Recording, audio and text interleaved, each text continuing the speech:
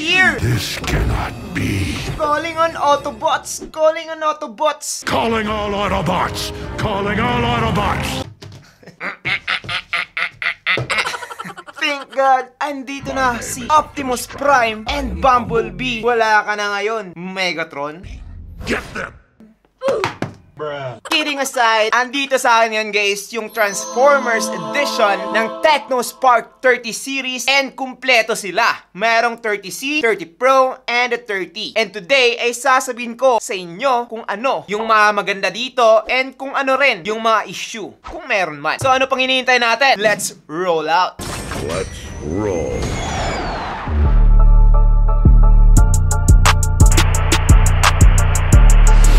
Hey, what's up guys? I'm JP and this is JT TV. Now, let's start pagdating dito sa kanilang mga box. As you can see, maliit, malaki, and malaki. Pagdating dito guys, eto kasing si Techno Spark 30C ay merong pinakamurang presyo. Kaya naman, yung kanyang box dito is walang masyadong design. So, ganyan lang talaga yung itsura niya and cover lang. Unlike this two, gumastos talaga sila para sa packaging. And for me, this is perfect pang gift, especially kung ikaw ay Transformers fan, diba? Yung kanilang outer box dito na design is yung picture na lang dalawa, 'di ba? Bumblebee and Optimus Prime. And kapag in-unbox naman natin, napaka-cool po niya, oh, 'di ba? Just look at that. That is why sa paparating na Pasko, kung namimili ka ng perfect pang gift, well, definitely etong dalawang to ang mare-recommend ko. Mas special kasi and parang pinag-isipan talaga. Unlike this one, parang walang masyadong effort. Si Megatron lang daw kasi, kontrabida. Now let's talk about the build quality. So as you can see here guys, ano ba yung mas trip nyo? Si Bumblebee ba? Si Optimus Prime or si Megatron? Kung makikita nyo dito, si Megatron halos walang design. Napaka-simple lang niya, black lang talaga. While si Optimus Prime naman, medyo flashy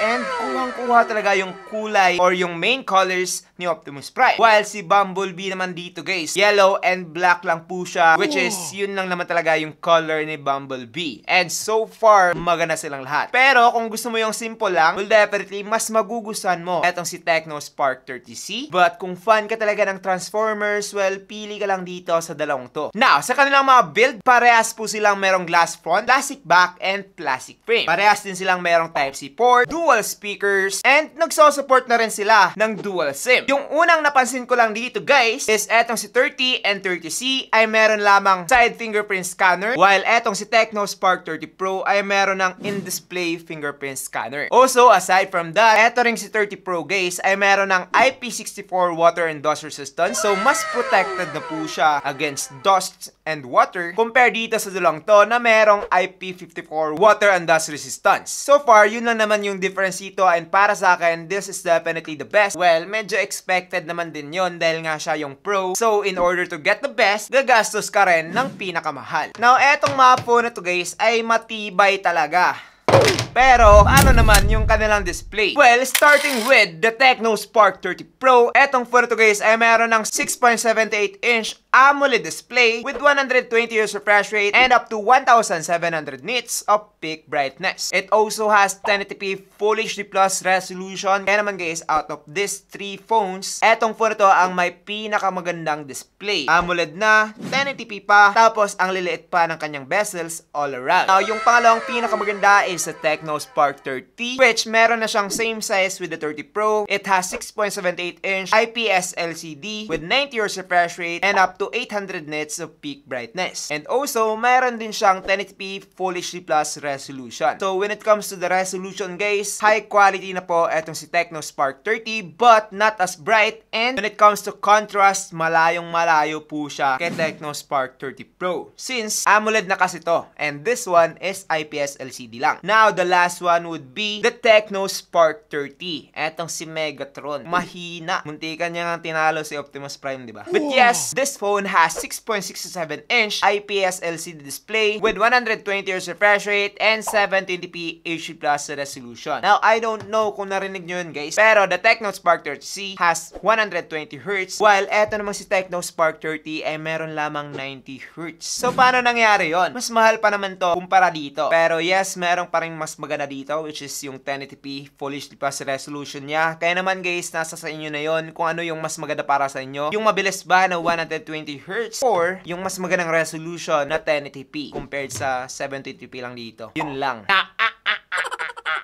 Paano ba yun? Pag-usapan naman natin yung kanilang performance. So again, number 1 dito is the Tecno Spark 30 Pro. Let's start with it. Etong phone to ay meron ng MediaTek Helio G100, which is the latest, with octa-core CPU up to 2.2 GHz, and Mali G57 MC2 naman pagdating sa kanyang GPU. Meron na din tong latest na Android 14 with HiOS 14, and I think na i-update din to ng Tecno soon. Sana lang. Sana lang merong security updates, Tecno. Now, dito naman kay Tecno Spark 30, this phone has MediaTek Helio G91 with octa-core CPU up to 2 GHz and Mali G52 MC2 naman pagdating sa kanyang GPU. It also has the Android 14 with the HiOS 14. Kaya naman, overall, medyo smooth na rin etong si Tecno Spark 30. But, kung ikukumpara natin siya dito kay Tecno Spark 30 Pro, halos double the speed na po yung nandito kay Tecno Spark 30 Pro. And I mean that. Kahit na 9 lang yung difference sa kanilang processor, which is G91 and G100, malayong malayo po yun when it comes to its performance. Well, bago tayo mag-explain about dyan, pag-usapan muna natin to. Muntik na kalimutan. Etong si Tecno Spark 30C ay meron ng MediaTek Helio G81 with octa-core CPU up to 2 GHz and Mali G52 MC2 naman pagdating sa kanyang GPU. It also has Android 14. That's why overall, latest pa rin yung makukuha nyo dito. Now, para naman malaman ninyo kung ano yung sinasabi ko, papakita ko na lang sa inyo yung Antutu benchmark. The Tecno Spark 30 Pro with the MediaTek Helio G100 ay nakakuha na ng 438,000. The Tecno Spark 30 is 285,000 and the Tecno Spark 30C is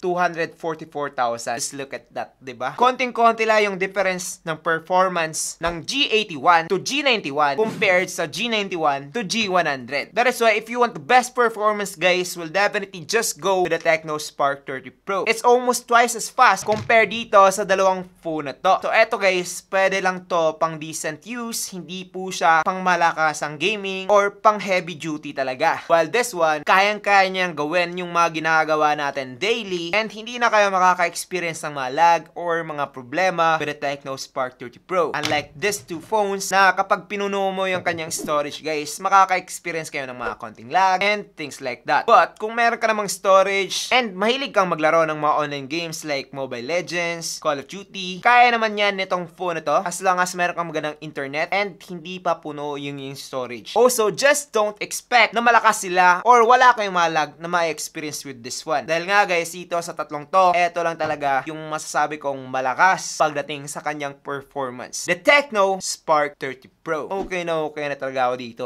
Legit. Kapag dito naman sa dalawang phone na to, meron lang silang difference talaga pagdating sa storage, which is eto, makakaabot to ng 256GB with 8GB of RAM. Tapos eto naman guys, 128GB lang siya with 4GB of RAM. So all in all, eto talaga yung pinaka the best. Meron pang 8256. Eto naman yung pangalawa and eto naman yung pangatlo. So eto guys, pang decent lang talaga to kapag i-gift mo siya sa mga nanay nyo, tatay, or mga bata. While eto naman, pwede na sa mga high schoolers. Pero eto talaga, pwede na to para sa mga adults, college students, and sa mga mahilig talagang gumamit ng smartphone. Kaso nga lang guys, the bad news is sold out siya. So, kailangan nyo pang maghintay. And gagawin nyo talaga yon if you want the best. Now, dito naman tayo sa kanilang mga battery. So, una dito guys, si Tecno Spark 30 Pro ay meron ng 5,000 mAh battery. Parehas silang tatlo. Pero, yung difference lang dito is that it has 33 watts of fast charging while this two right here, 18 watts lang po sila. So, medyo mabagal yon, about 2 hours and 30 minutes. While eto namang si Tecno Spark 30 Pro, about 1 hour and 20 minutes. So, halos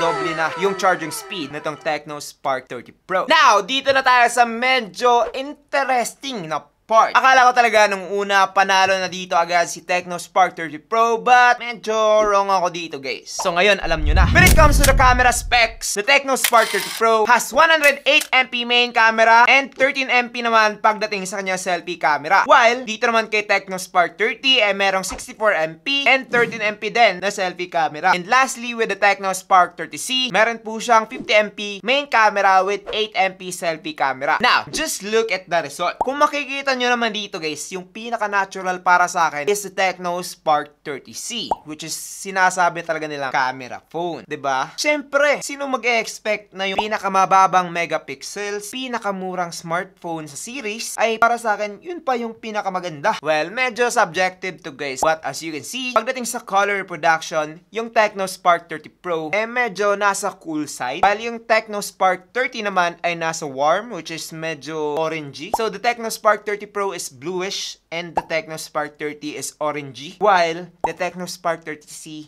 has the perfect color for me. Again, for me. So kung katulad ko na gusto mong mag-picture na kung ano talaga yung kulay nyo in person ay ganun din, we'll definitely go with the Tecno Spark 30C. Ewan ko lang dito guys, pero parehas naman talaga silang maganda. Kung resolution yung hanap mo, dito ka kay Tecno Spark 30 Pro with a 108MP. So meron kang option na ganun. Kung purely resolution lang talaga yung hanap ninyo, yung kahit na ika-crop, hindi siya masyadong mabablur, hindi masyadong papangit yung kanyang quality, and you have the Tecno Spark 30. Dahil merong mga tao na parang gusto ng boosted na color, like kapag merong orange dito, magiging orange talaga, and kung ano yung mga kulay, mas ipapop up niya pa, well, go with the Tecno Spark 30. Pero kung gusto mo yung natural lang, chill lang, just a chill guy, well, definitely go with the Tecno Spark 30C. Eto guys, yung marirecommend ko for the picture quality. Ang ganda nito guys, legit. Even pagdating sa kanilang selfie guys, ganun pa rin yung mako-comment ko. Kahit 8MP lang etong si Tecno Spark 30C, I think na mas better siya compared sa mga 13MP ng 30 Pro and the 30. So now, alam nyo na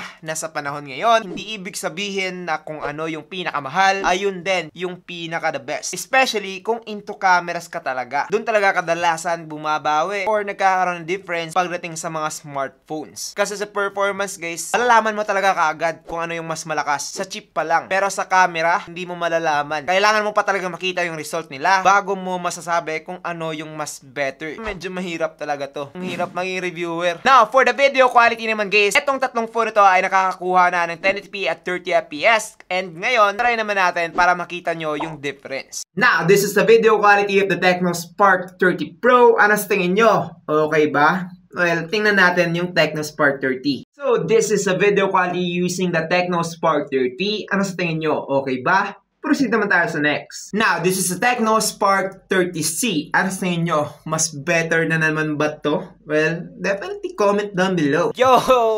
I don't think na ganito talaga yung itsura nila. But yes, ganun pa rin yung mako-comment ko with these three phones. At this moment guys, siguro sa display to. But let me know down below kung natural pa rin ba si Tecno Spark 30C and probably the best camera phone that you can get compare dito sa dalawang to. Or mas better dito sa 30 Pro which is meron ng 108MP. While eto naman si Tecno Spark 30 ay ganun pa rin. Halos magkaparas na sila ng 30C except na lang sa again, warm po siya or medyo orangey talaga yung kanyang dating. Overall, subjective talaga tong camera guys. Merong iba na gustong-gusto tong Tecno Spark 30 Pro kaya na-sold out siya kagad. Meron ding iba na gustong-gusto yung Tecno Spark 30 and syempre merong iba na kulang sa budget and napilitan sila dito sa Tecno Spark 30C and happy sila ngayon. Overall, ano ba yung para sa inyo? Well, definitely, if you want cameras and medyo kulang ka talaga sa budget, go with the Tecno Spark 30C. Hindi ka na malulugi dito guys. Ang ganda na ng camera nitong phone na to. Probably one of the best camera that you can get for its price. Now, the Tecno Spark 30 is definitely a gorgeous smartphone na merong mga specs na ipagmamalaki. Tulad na lamang ng big storage, slightly better performance compared to this one, and hindi na rin nakakadismaya yung kanyang camera. Maganda na rin po siya. Sadyang mas maganda lang to. Okay. While the big winner here, kung meron ka talagang budget, the Tecno Spark 30 Pro. Eto guys, si Optimus Prime. Alam nyo na, the leader of the Autobots. My name is Optimus Prime. The destroyer of Megatron right here. Best friend sila dati, diba? It has the best performance, best charging, and best build quality. IP64 na, diba? Also, wag natin kalimutan, pagdating sa display, tala yung AMOLED dito with 120Hz. So, para sa akin, yun talaga yung pinaka-the best na feature nitong phone na to. So, I guess that's pretty much it for this video. I hope na nag-enjoy kayo dito sa ating Transformers edition ng unboxing. I hope na meron na kayong napili dito sa mga kontrabida dyan. Dito ka na kay Megatron. Kung gusto mo na magpabida-bida, will definitely kay Optimus Prime ka. Pero kung assistant ka lang naman ng pabida-bida, will definitely go with the Well, definitely dito ka na kay Bumblebee. So, I think that's pretty much it for this video. I hope na nag-enjoy kayo. And if you did, well, definitely subscribe now. And marami pa tayong upcoming giveaways. Kaya naman, abangan nyo na lang. Follow na nyo din kami sa aming Facebook page para makita nyo yung aming mga upcoming na giveaways. So, that's pretty much it. I'm JP and this is JTV. Thank you for watching and God bless. Bye-bye.